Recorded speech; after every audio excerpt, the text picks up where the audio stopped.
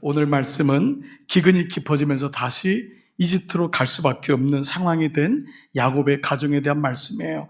여러분 한 주간 동안 말씀을 잘 묵상하셨죠? 그 말씀 가운데 이제 이 첫 번째 기근이 이 요셉을 통해서 꿈이 해몽되잖아요. 그래서 이 애굽의 바로가 7년 동안 이 곡식을 다 모으죠.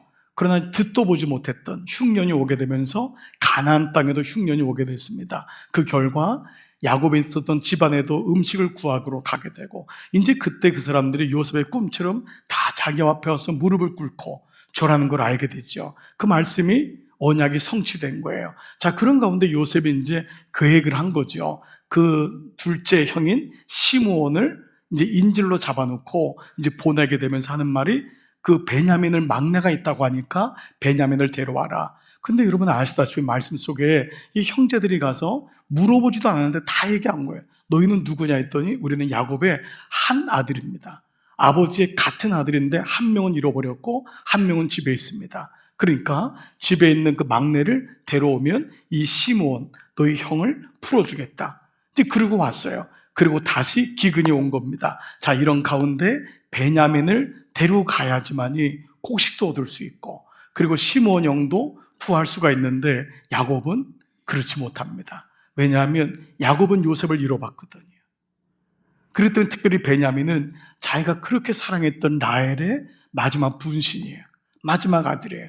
그렇기 때문에 오늘 이 야곱이 베냐민을 놓지를 못합니다. 오늘 그 배경이 오늘 말씀이에요. 자, 그러면서 3절에 유다가 등장하죠. 유다는 네 번째 아들인데 유다가 거의 장자 역할하는 것을 보게 됩니다. 자, 3절부터 한번 볼게요. 펜 드시고 다 한번 어디다 동그라미를 쳐야 될지 한번 보세요. 시작. 유다가 아버지에게 말하였다. 그 사람이 우리에게 엄하게 경고하면서 너희가 막내 아우를 데려오지 않으면 다시는 나의 얼굴을 못 볼 것이다 하고 말하였습니다. 자, 이게 유다가 아버지께 설득을 하는데 야곱의 마음이 움직이질 않아요. 왜냐하면 야곱은 베냐민 없으면 나는 죽은 삶이라고 생각하는 거예요. 요셉을 잃어봤잖아요. 말씀드린 대로. 그 베냐민이 간다고 해서 살아온다고 하는 보장도 없어요.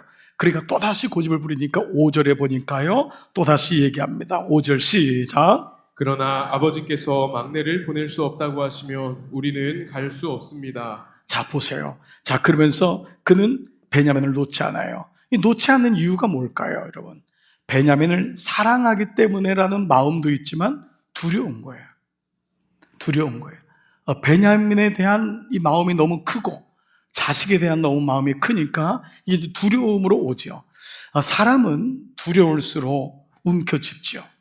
여러분 보세요. 우리의 삶이 긴장하면은 더 움켜잡잖아요.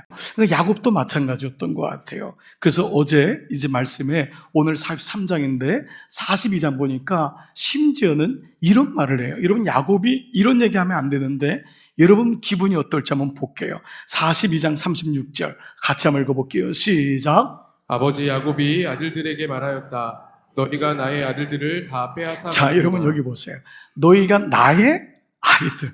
지금 누구한테 하는 말이죠? 아들들한테 하는 말인데 야곱이 아주 줄을 딱 긋는 거예요.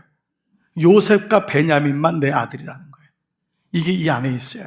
그러니까 야곱은 아직까지 이 편견이 많은 거예요. 결국은 물론 아내는 어머니는 다르지만 4명의 어머니였잖아요. 그렇지만 다 자기 씨거든요. 그러면 이렇게 말하면 안 되는데 이미 남아있는 형제들, 아들들과의 거리가 다 멀어졌어요. 왜냐하면 세겜 땅에서 디나 사건을 통해서 완전히 추락했거든요. 그리고 아들들에 있는 폭력을 보게 된 거예요. 그로 인해서 자기는 베들까지 이제 올라가는 일이 있었지만 이 다음에 소통이 없어요. 집안에 대화가 없어요. 그런 가운데 뭐라고 하냐면 말하지 못할 말을 하는 거예요. 너희가 내 아이들을 다 뺏는구나. 그 중에 아이가 요셉이에요. 이 마음이 있는 거예요. 이건 은연중에 어느 주석에는 이미 야곱은 형제들을 통해서 요셉이 죽었을 가능성이 있다는 것을 알았다라고 하는 구절도 있어요. 그 정도로 야곱의 마음은 지금 형제들에게 본격적인 자기의 마음을 불편함을 얘기해요.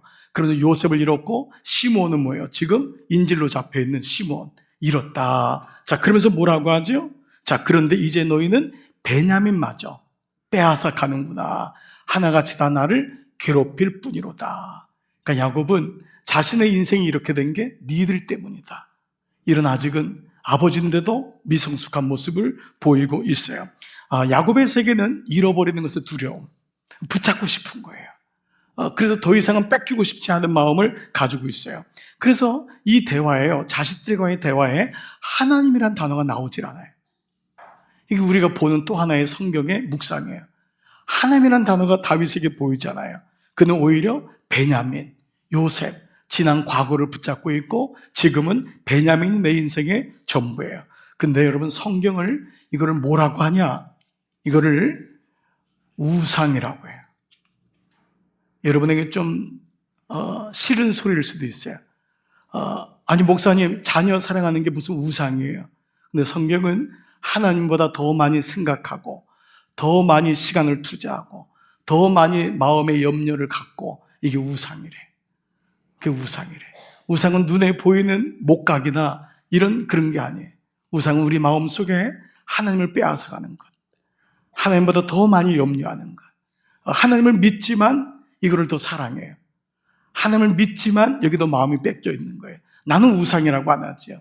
목사님, 내가 그렇게 돈을 버는 게 무슨 우상이에요? 나 열심히 버는 건데 내가 아이사라는 게 무슨 우상이에요? 근데 여러분, 이건 말씀에 비추어서 보여줘야 돼요. 말씀이 보여야 돼요. 그때 내 모습 속에 성령께서 우상이다, 지나치다, 너는 맡기지 못하는구나, 네가 붙들고 있구나 라는 것을 보게 됩니다. 하나님은 그래서 우리가 붙드는 것을 흔드세요. 이게 하나님의 주특기세요.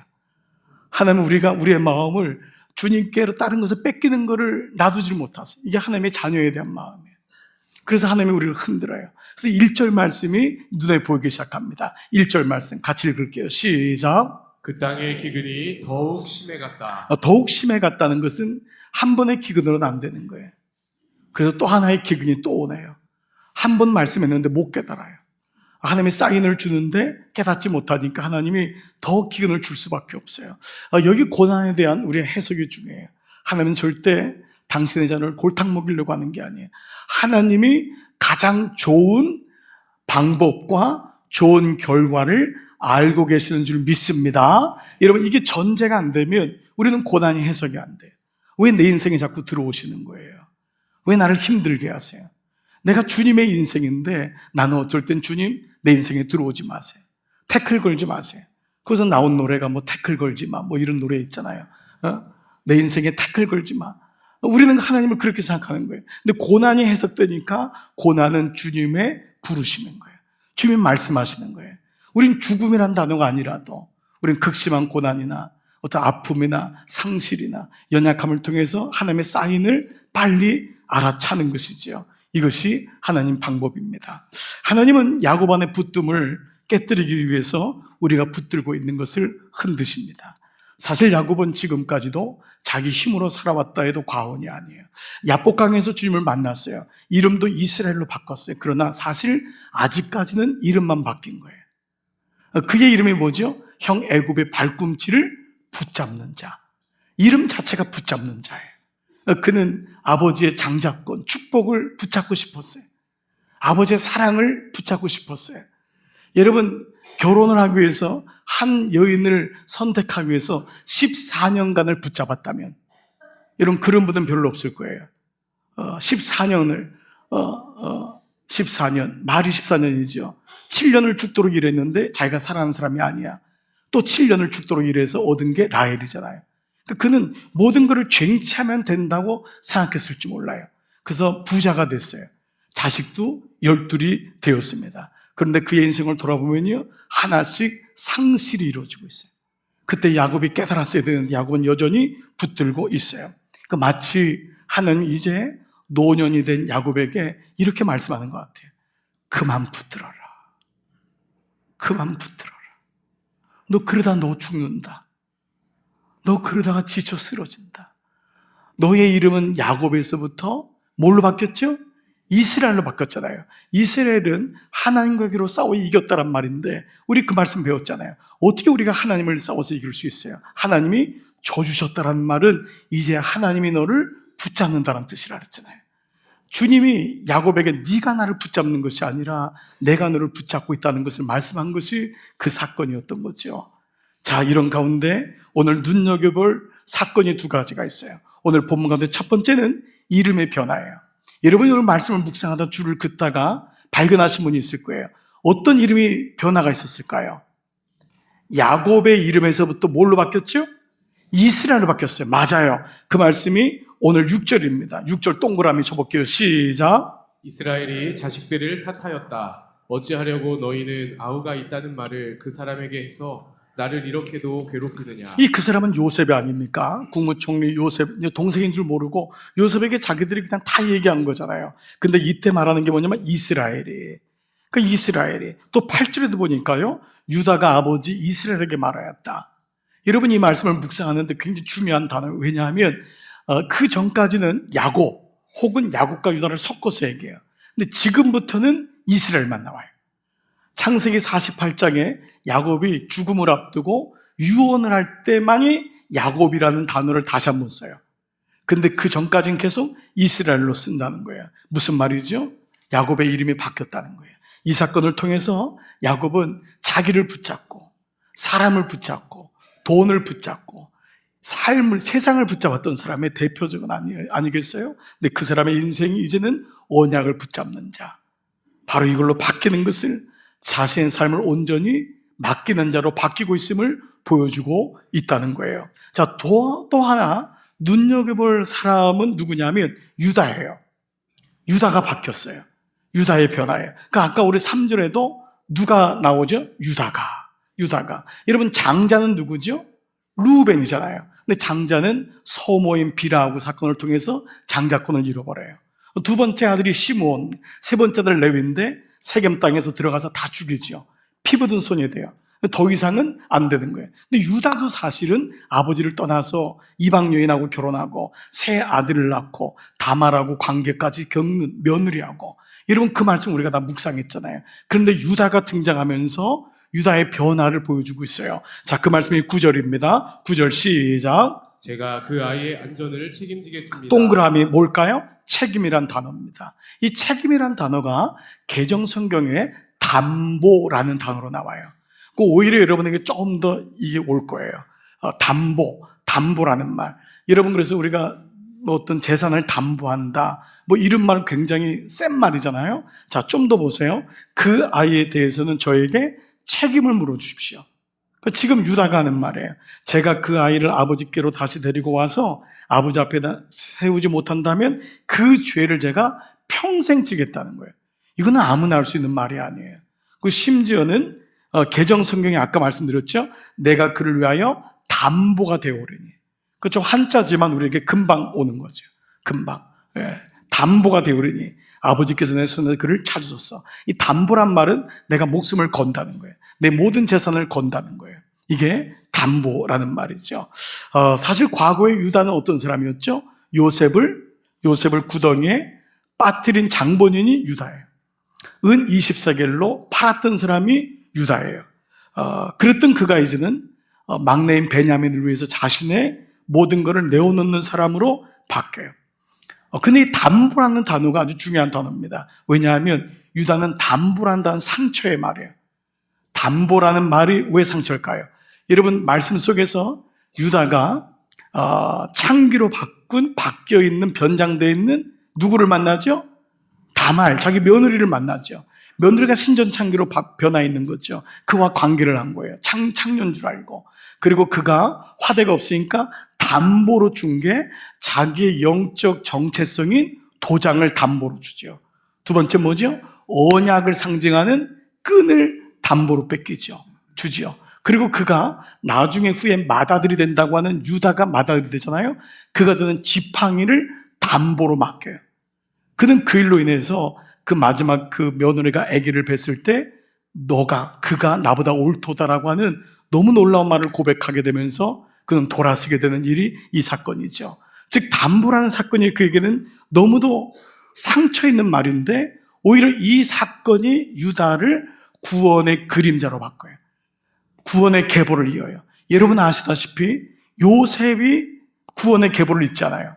아브라함과 다윗의 손 예수 그리스도에게라. 아브라함이 이삭을 낳고 이삭이 야곱을 낳고 야곱이 유다와 그의 형제를 낳고 유다가 다말에게서 베레스와 셀을 낳고 여러분 같으면 요셉을 당연히 여러분이 장자로 올려야 될 것 아닙니까? 그런데 며느리와 상관관계를 가졌던 그 파렴치한 유다가 구원의 계보를 잇는 구원의 그림자가 돼요. 자, 여기 대한 말씀이 44장에 보면은요, 요셉을 마지막에 만나는데 요셉이 일을 계획해요. 베냐민의 자루 속에다가 은을 집어넣어서 은그릇을 집어넣어서 베냐민을 완전히 볼모로 만드는 일이 일어납니다. 이때 유다가 다시 등장해요. 자, 그 말씀이 44장 31절이에요. 같이 읽어볼게요. 시작. 아버지가 아이의 없음을 보고 죽으리니 이같이 되면 종들이 주의 종 우리 아버지가 흰머리로 슬퍼하며 수올로 내려가게 함이니. 그러니까 아버지가 죽겠다는 거예요. 이같이 베냐민을 못 따라가면은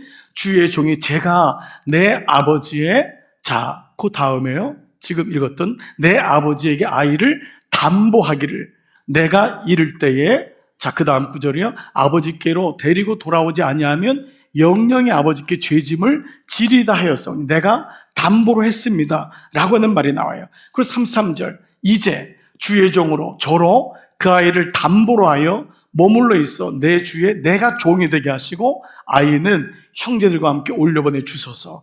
이 유다가 이 얘기를 해요. 근데 이게 왜 중요하냐면 이 얘기를 하는 순간 요셉이 감당을 못합니다. 요셉이 여기서 자기 대성통곡을 하죠. 그리고 요셉이 형들이요, 내가 당신들이 죽인 요셉입니다. 내가 요셉입니다. 요 다음에 그 요셉의 화해 사건이 일어나는 거예요. 그래서 이 사건을 유다가 구원의 계보가 되었던 결정적인 사건임을 말씀하고 있어요. 유다에게 변화가 일어난 거예요. 왜 유다가 이런 변화가 일어났을까요? 유다가 비로소 아버지의 마음을 알게 됐어요. 자기도 아들 둘을 잃어봤거든요. 에르하고 오난을 잃었거든요. 자기도 셀라를 주지 않으려고 붙잡았다가 다말과의 수치스러운 관계까지 갔거든요.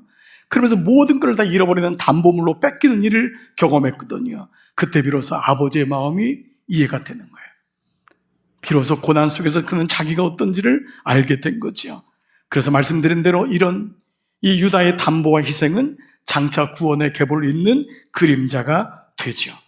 구원은 붙듦에서 일어나는 것이 아니라 맡김, 내어줌에서부터 시작되는 줄 믿습니다. 그래서 여러분, 십자가에 대한 정의 가운데 이런 정의가 있어요. 십자가는 하나님이 당신의 아들 독생자를 내어주신 사건이라는 거예요. 그를 당신의 아들을 붙잡고 있었으면 사실 우리에게 줄 만한 우리가 그런 존재입니까? 그런데 주님이 당신의 아들을 우리에게 주심으로 구원이 이루어졌다. 그게 십자가라는 것이죠. 그래서 창세기 오늘 이 말씀도 너무 놀라운 구속사의 말씀이 그대로 다 있음을 보게 됩니다. 자, 드디어 야곱이 결심을 합니다. 13절 14절입니다. 다 같이 시작. 너희 아우를 데리고 어서 그 사람에게로 가거라. 너희들이 그 사람 앞에 설 때에 전능하신 하나님이 그 사람을 감동시키셔서. 자, 여기 동그라미 칠 게 뭐냐면 전능하신 하나님이에요. 이 하나님은 전능하신 단어로, 이 단어는 야곱이 한 번도 써보지 않은 단어예요. 이 단어는 아브라함이 하나님이 아브라함에게 자기를 소개할 때 처음 썼던 단어가 엘샤다이라고 하는 단어예요. 이 전능하신, 즉 야곱이 하나님은 하실 수 있습니다. 지금까지 누가 했어요? 내가 했거든요. 내가 안 하면 두렵고 내가 안 하면 뺏길 것 같은 거예요. 근데 비로소 야곱의 인생에 하나님이 들어오신 것을 전능하신 하나님의 엘샤다이의 하나님이 그 사람, 국무총리인 그 요셉이란 사람을, 요셉인지 모르죠. 그 사람을 감동시켜서 너에게 자비를 베풀게 할 것이다. 내가 할 수 있는 게 없다라는 거예요. 그러면서 그 뒤에 뭐라고 하냐면은 더 바랄 것이 없겠다. 그 다음에 자식들을 잃게 되면 잃는 것이지 난들 어떻게 하겠느냐.